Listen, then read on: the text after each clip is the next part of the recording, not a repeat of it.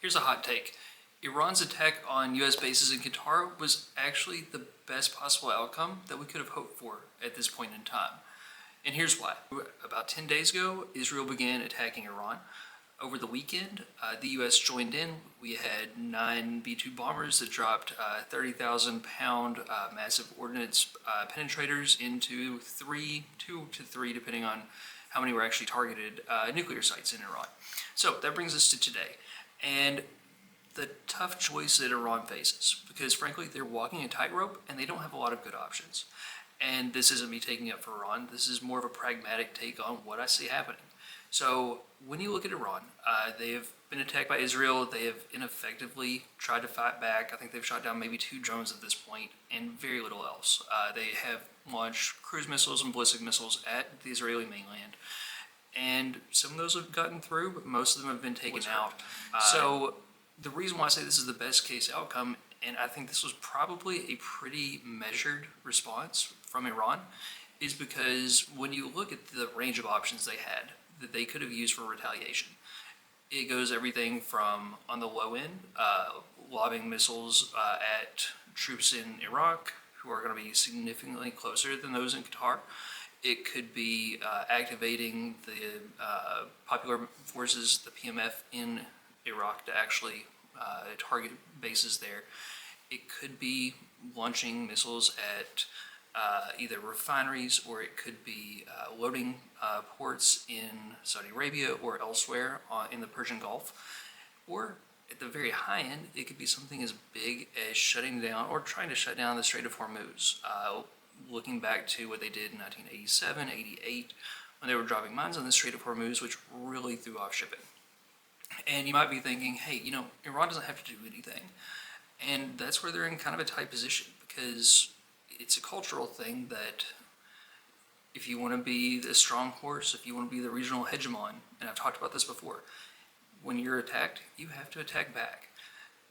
But they're in the place where not only do they have to feel like they have to attack back or hit back just for the regional leadership, but also because they have a whole lot of discontent in their population. Iran has a very heterogeneous population. They're not just one ethnic group.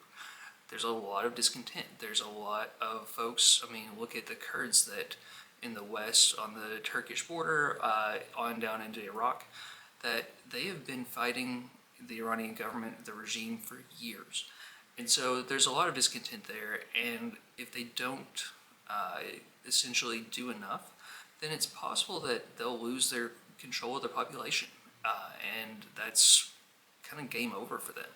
So they're walking the tightrope between doing enough to satisfy the hardliners, the part of the population that is actually, in power, while not doing so much that they would actually trigger just an overwhelming response from the U.S. in particular.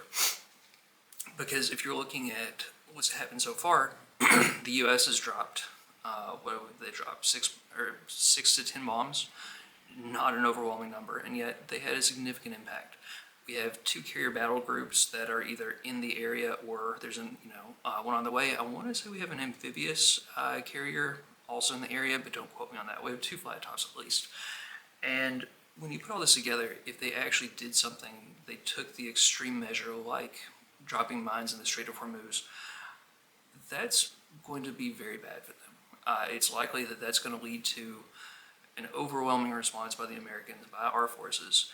And while we probably still wouldn't end up in a boots-on-the-ground situation, it's much more likely that things escalate, and that's what kind of pushes towards regime change.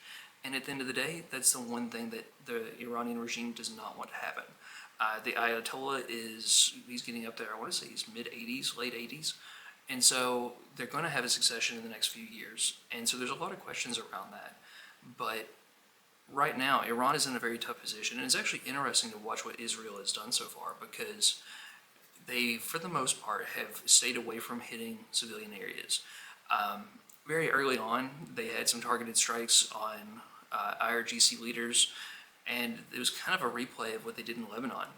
When you look at the Hezbollah strikes, when they were taking out Hezbollah leaders from their apartment buildings, and there was some overstrike. There were some, there was concussion in the apartments around them. I'm not minimizing that, but overall, they were incredibly accurate, and their targeting was amazing. And by targeting, I mean their actual information, the information they used to develop the just the patterns of life, to know where those guys were going to be, when they were going to be there, and actually take them out.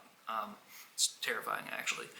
But so they've taken out IRGC leadership, they've taken out a lot of the Army leadership, and then they haven't really touched a lot of the civilian infrastructure. There's been some hits on oil, on the crude oil terminals, but not a lot. And those are the things, food, energy, water, those are the things that would really affect the quality of life of the everyday Iranian. And my thinking here is that they're trying to push for regime change, because they know long term, without regime change, they're going to be in the same spot in 20 years. Because even though, yes, right now, by all measures, the Iranian nuclear program is it's set back by 20 years, because most of the top scientists have been killed, and most of the fissile material has been either destroyed or buried under, tons and tons of rubble. But if you have the same hardliners, the same Ayatollah, the same mullahs in power, then in 20 years they're going to get back to the same place, because they're going to have the same goal. But if they're pushing for regime change, which seems to be the case, that's where they can make a difference, and that's where they can hopefully have, and hopefully Israel doesn't get involved in the regime change directly, but if they're setting the circumstances, if they're building the opportunity for dissidents within Iran already to go ahead and make a regime change, that's where they're going to have folks who were there. If you look back in the pre-79 revolution days, Iran was a very Western, very cosmopolitan country. But overall, we're in an interesting situation. It's interesting to see that Iran did not take the most escalatory response.